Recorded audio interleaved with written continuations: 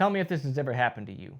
You got a great story, you've got a good camera, you go out, you spend the day shooting just to come home and review your footage, and the first thing that pops into your head is, my footage doesn't look cinematic at all. We're going to be talking about why that is and why your footage does look cinematic today on the Film Crew. 3, 2, 1.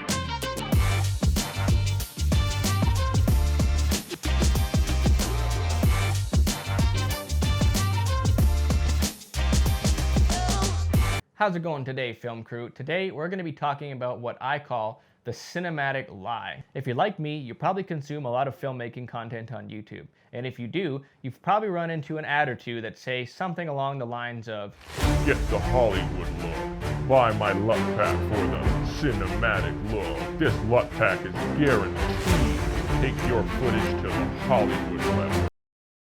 Usually it's just a money grab to get you to spend $200, $300, $400, or $500 and sometimes more on a set of LUTs that you easily could have just done if you graded some footage in Premiere yourself. Which brings me back to the question of the video. Why doesn't my footage look cinematic? For starters, it does. Cinematic is really subjective. There is an old standard that people tend to abide by, which is the very typical 24 frames a second.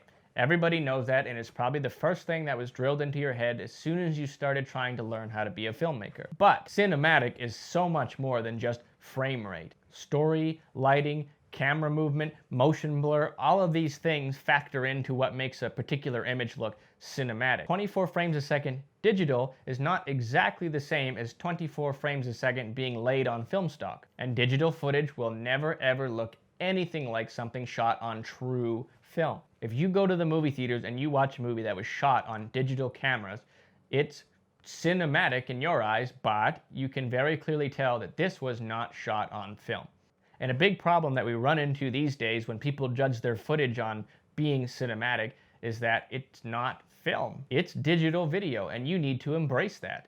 Digital video comes with its own nuances, pros and cons that separate it from its film counterpart. Personally, I love shooting video in 60 frames a second. Even if I plan on downscaling it later to 24 frames a second, shooting at 60 frames a second gives me such a satisfying experience. A lot of great filmmakers like Peter Jackson have really tried to push something other than 24 frames. For example, The Hobbit, which was shot in 48 frames a second, but audiences noticed, and a lot of audiences aren't ready to let go of the past. And neither are a lot of actors and directors that exist in Hollywood today. A lot of actors and directors that are established in the industry right now have been pretty public about their dislike for high frame rate videos. Robert Downey Jr. compared the 60 frames per second releases of the Marvel movies as being akin to soap operas, which is why they tend to call really smooth motion videos the soap opera effect. But I think that's just flat out wrong. 24 frames a second is a Hollywood standard for a reason, but so is misogyny and not casting certain actors because of their skin color.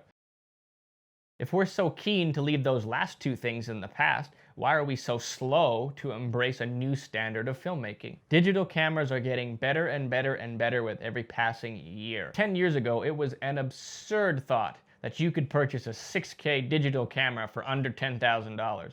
Today, you can pick one up for $3,000. The directors and filmmakers that are established right now most likely came up using Super 8 or Super 16mm film cameras that their families had, unless you're Robert Rodriguez, who started his career doing digital and continues to make amazing digital films today. I think it's bizarre and it's false advertising if somebody offers you a LUT pack and says, this is what's guaranteed to give you that cinematic look, because it tends to scam people who don't know any better into spending their hard-earned money that could have gone towards the budget of their film.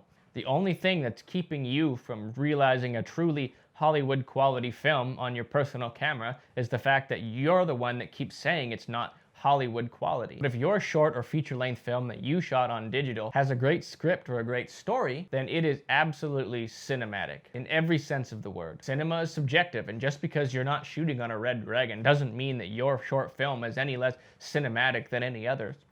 I personally have too written what I thought was a really great script, had a really good story, and we went out and we spent hours and hours and hours of blood, sweat, and tears to shoot something just to come home and feel your heart drop into your stomach when you look at it and you think, this is not cinematic, people aren't going to like this. Good cinema is story, lighting, characters, and your passion. Even using super high-end digital cameras, we're never going to truly be able to achieve the film look, which is why I think people who try to sell you a LUT that gives you the film look should be smacked in the face for false advertising. If you truly want to produce something that is cinematic, you don't need better gear. The only thing that you need is better confidence in your abilities. To draw this video to a close, I'm just gonna say, embrace digital, embrace its pros, embrace its cons, and go out there and make some top quality content. I hope you liked this video. Please don't forget to subscribe. It really, really helps us out. I'll see you on the flip flop, and thank you for joining the Film Crew.